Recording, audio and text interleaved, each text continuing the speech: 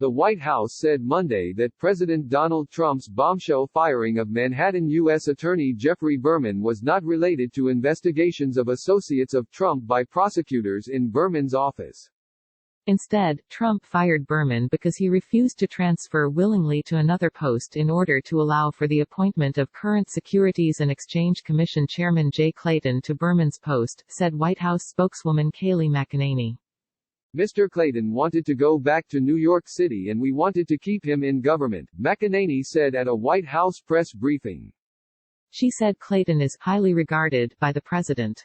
Asked directly whether Berman was fired from his post, which handles criminal cases involving federal crimes, because he oversaw cases and investigations of Trump's associates, McEnany said, no, he was not. No investigation will be affected by this change in leadership at the SDNY U.S. Attorney's Office, she said.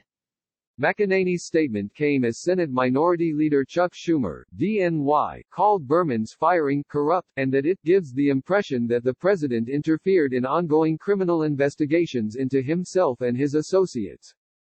Schumer sent a letter to the Justice Department's internal watchdog, Inspector General Michelle Horowitz, and its Office of Professional Responsibility Director, Jeffrey Ragsdale, asking that they conduct a joint investigation of Berman's firing. Another New York Democrat, House Judiciary Committee Chairman Jerry Nadler, said Sunday he is sure that Berman will testify to that committee about the events leading up to his termination. At the press conference Monday, McEnany also said that Attorney General William Barr was taking the lead on this matter to fire Berman, and that Trump had signed off on that highly controversial termination of Berman. Mr. Clayton now will in time get to that position, she said. But Clayton's nomination could well be doomed. Senate Judiciary Committee Chairman Lindsey Graham, RSC, has said he will respect a Senate tradition that gives effective veto power over the nomination of U.S. attorneys to the senators from the states that contain the prosecutors' offices. New York's other senator, Kirsten Gillibrand, is also a Democrat and expected to block Clayton's appointment, along with Schumer. McEnany's explanation for Berman's firing echoed claims made by unidentified senior administration officials to reporters Friday and Saturday after the bombshell news broke that Barr wanted to oust Berman from the SDNY office. That office has and is continuing to investigate associates of Trump, most notably his personal lawyer, Rudy Giuliani, a former New York City mayor and himself the former U.S. Attorney for Manhattan.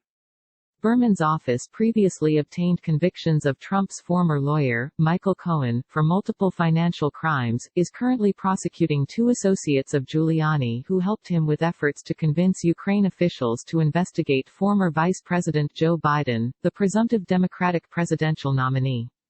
The now official explanation of Berman's dismissal to make way for Clayton has been widely scoffed at by former U.S. Attorney for Manhattan Preet Bharara, whom Trump fired and replaced with Berman, and other observers of the powerful prosecutor's office. Barr said Friday night that Berman, who had given no indication of plans to leave his job, would be stepping down as U.S. Attorney, and that Trump would nominate Clayton for the position.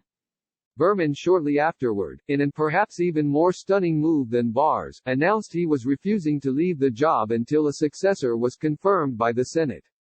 Berman, according to the Justice Department's own internal guidance, could not be fired by Barr because he had been appointed to the post by the judges of the Federal District Court in the SDNY, not by the President, as is the norm. The Justice Department's guidance says the President does have the power to fire a court-appointed federal prosecutor. But it is not clear that guidance has ever been tested in court. On Saturday, Barr told Berman in a letter that Trump had fired him. Trump later confused the issue Saturday by telling reporters, "That's all up to the Attorney General.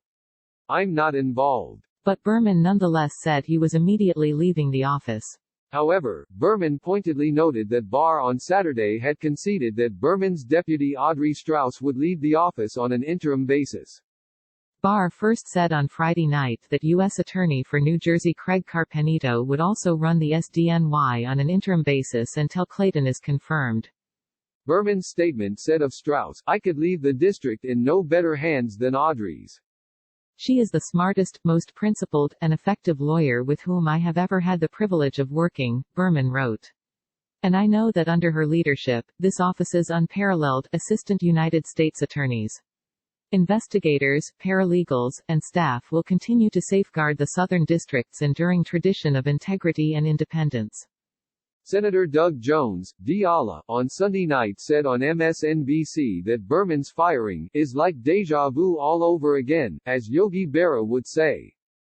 This happened in 2006 in the Bush administration, when you had 7 or 8 U.S. attorneys fired, ultimately determined to be fired for political reasons, and it costs that Attorney General, Alberto Gonzales, his job, Jones said. What we'd like to see is the Attorney General and former U.S. Attorney Berman appear before House committees, talk about it, answer questions, said Jones, who himself is a former U.S. attorney.